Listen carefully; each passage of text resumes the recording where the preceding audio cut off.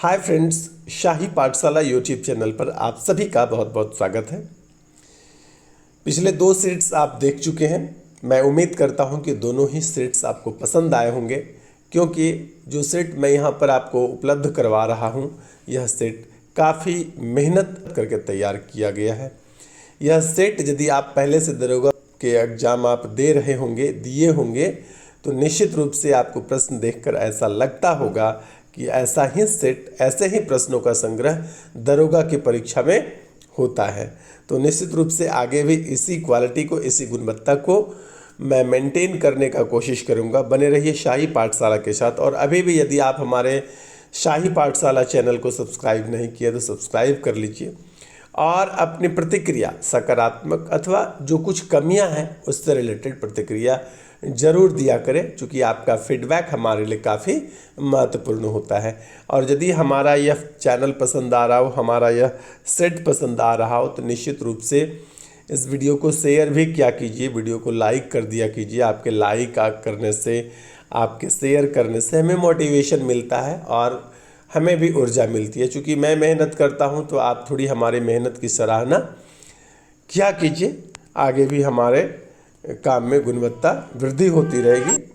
तो आइए हम लोग बिना देरी करते हुए आगे सेट शुरू करते हैं। 2 सेट हम लोग कंप्लीट बना चुके हैं, 1 से लेकर के 20 और 21 से लेकर के 40 तक।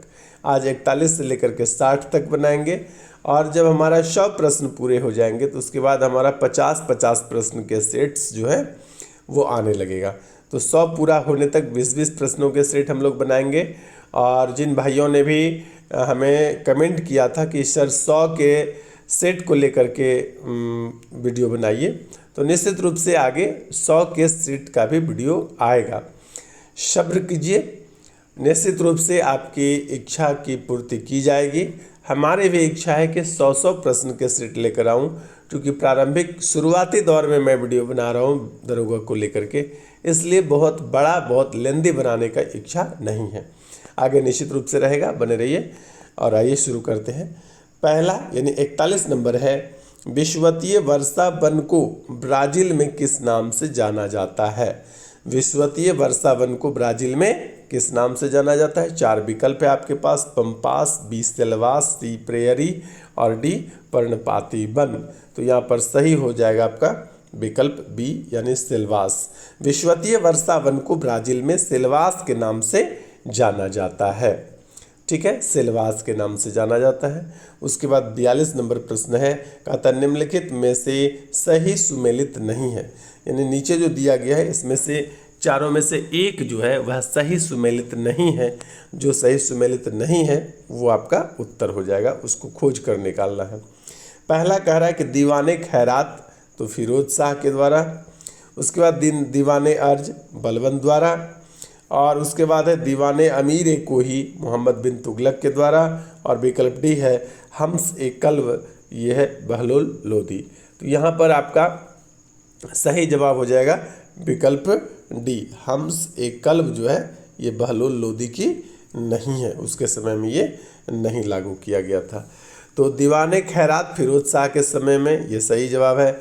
दीवाने अर्ज बलबन के समय में, दीवाने अमीर कोही मोहम्मद बिन तुगलक के समय में लागू किया गया था।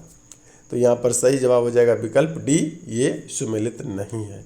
अब आइए चलते हैं नेक्स्ट प्रश्न की ओर। 43 है। 43 में बेबर के अनुसार सामाजिक विज्ञान का पूर्ण उद्देश्य सामाजिक क्रिया की डैश सोच का विकास करना है। विकल्प ए व्याख्यात्मक सोच का विकास करना है, विकल्प बी सहयोगात्मक सोच का विकास करना है, विकल्प सी सतही सोच का विकास करना है और विकल्प डी अतिरंजित सोच का विकास करना है। तो यहाँ पर 43 का सही जवाब हो जाएगा विकल्प ए, यानी व्याख्यात्मक सोच का विकास करना है। वेबर के अनुसार सामाजिक विज्ञान का पूर्ण उद्देश्य सामाजिक क्रिया की व्याख्यात्मक सोच का विकास करना है। ठीक है, आइए चलते हैं नेक्स्ट 44। सूर्यास्त एवं सूर्योदय के समय सूर्य का आभासी चपतापन जो है, आभासी चपतापन निम्न में किस घटना के कारण होता है? तो आभासी चपतापन जो है विकल्प ए अपवर्तन के कारण, विकल्प बी विवर्तन के कारण, विकल्प सी परावर्तन के कारण और विकल्प डी ध्रुवन के कारण। तो यहाँ पर सही जवाब हो जाएगा आपका विकल्प ए, यानी अपवर्तन के कारण। क्या हुआ कि सूर्योदय और सूर्यास्त दोनों समय में सूर्य का आभासी चपटापन यानी काल्पनिक रूप से चपटापन की परिघटना परिलक्षित होता है, दिखाई देता है। किस कारण से? तो अपवर्तन के कारण। ठीक है, अब आइए चलते हैं नेक्स्ट क्वेश्चन नंबर 45। बंगाल में अमला किसका अधिकारी होता है? बंगाल में अमला किसका अधिकारी होता है? तो बंगाल में अमला 4 विकल्प है आपके पास, दीवान, जोतदार, कोतवाल और जमींदार। तो बंगाल में अमला किसका अधिकारी होता है? तो आपका सही जवाब हो जाएगा जमींदार। अमला किसका अधिकारी होता है? तो जमींदार का अधिकारी होता है अमला। ठीक है, आइए चलते हैं नेक्स्ट 46 में। अप्रत्यक्ष चुनाव प्रणाली का प्रारंभ किस अधिनियम से माना जाता है? ध्यान से सुनिएगा, अप्रत्यक्ष चुनाव प्रणाली का संबंधी प्रारंभ किस अधिनियम से माना जाता है?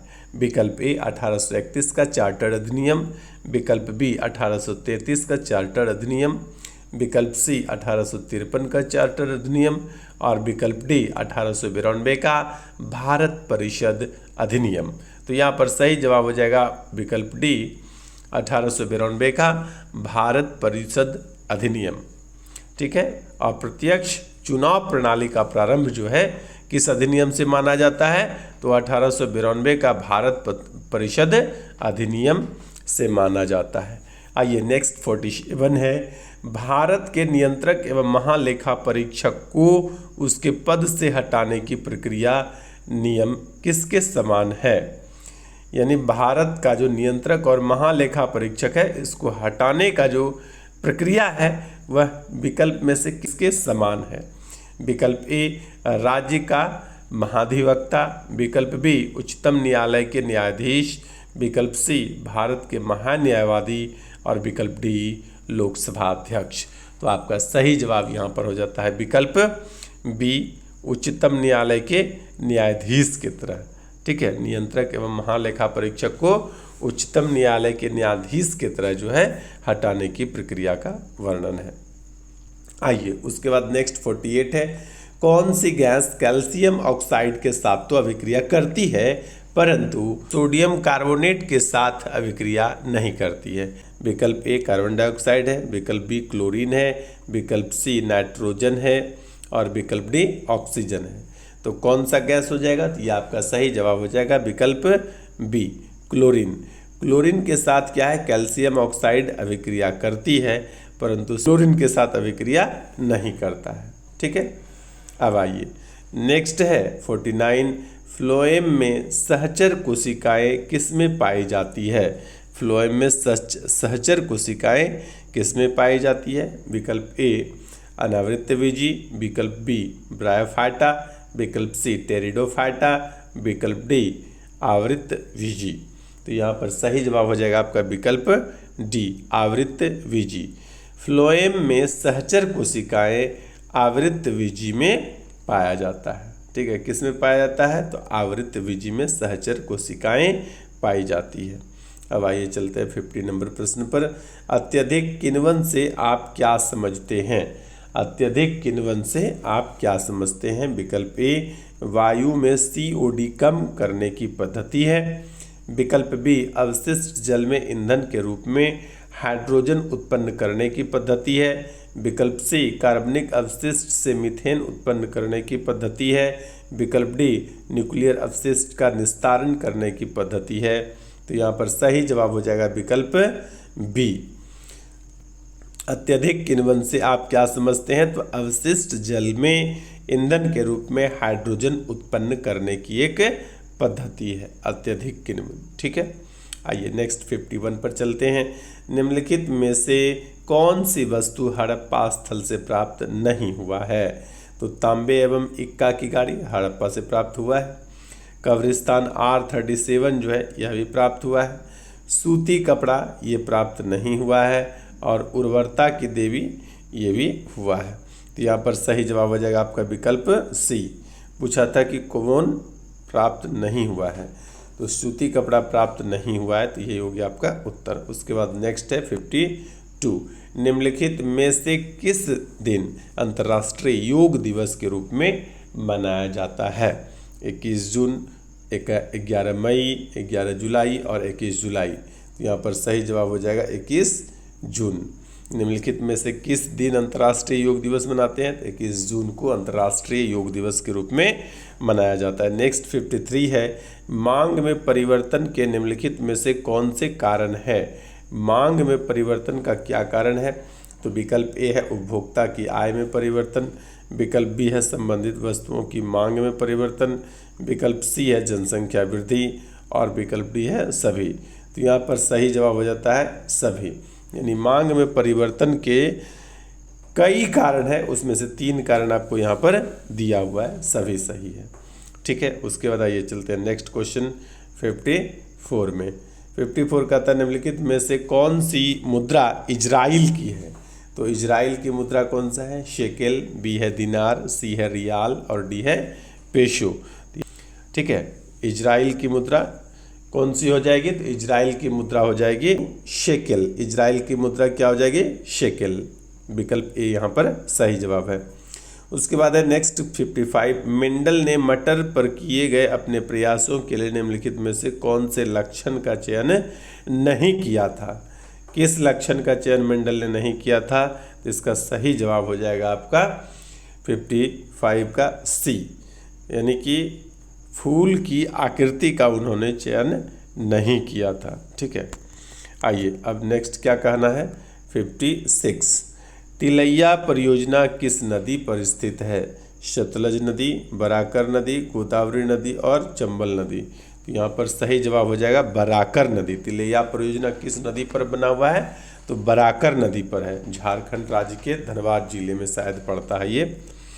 उसके बाद आइए चलते हैं नेक्स्ट 57, इनमें से किस राज्य में द्विसदनात्मक व्यवस्थापिका है? द्विसदनात्मक व्यवस्थापिका। ठीक है, विकल्प ए है गुजरात, विकल्प बी है केरल, विकल्प सी राजस्थान, विकल्प डी बिहार। तो यहाँ पर बिहार में जो है द्विसदनात्मक व्यवस्थापिका है। कहाँ पर है? अपने बिहार में। आइए उसके बाद नेक्स्ट चलते हैं 58 नंबर प्रश्न को। 58 कहता है काजू के उत्पादन के लिए उपयुक्त मिट्टी कौन सी है? काली मिट्टी, लेटराइट मिट्टी, जलोढ़ मिट्टी और लाल मिट्टी। तो यहाँ पर आपको सही जवाब हो जाएगा काजू के उत्पादन के लिए जो है कि लेटराइट मिट्टी का जो है उपयोग सबसे अच्छा होता है, यानी लेटराइट मिट्टी पर यदि आप काजू का उत्पादन करते हैं तो फसल अच्छा आएगा। उसके बाद नेक्स्ट 59 में है कोई मामला अवशिष्ट शक्तियों के अंतर्गत आता है या नहीं, यह तय करने का अंतिम अधिकार किसके पास है? तो यह तय करने का जो अंतिम अधिकार है वह सर्वोच्च न्यायालय के पास है, उससे पहले किसी को नहीं। आइए चलते हैं आज के अंतिम प्रश्न पर। यदि किसी वस्तु का संवेग दुगुना कर दिया जाए, संवेग कितना? 2 गुना कर दिया जाए, तो उसकी गतिज ऊर्जा कितने प्रतिशत कमी होगी? तो यहाँ पर हो जाएगा आपका विकल्प बी, यानी 300% की कमी हो जाएगी। ठीक है, विकल्प बी यहाँ पर क्या हुआ? सही जवाब हो गया। तो इस प्रकार से बहुत मेहनत करके दरोगा परीक्षा के लिए इस सेट्स को तैयार किया जा रहा है। नियमित रूप से मैं आपके लिए शेड प्रोवाइड कराता रहूँगा, और जो भाई हमारे बीपीएससी के हैं वह भी चैनल पर बने रहे। बीपीएससी रिलेटेड हम बहुत सारा काम जो है कि कर रहे हैं, तो आगे भी होता रहेगा। बने रहिए शाही पाठशाला के साथ। आज के लिए इतना ही, धन्यवाद।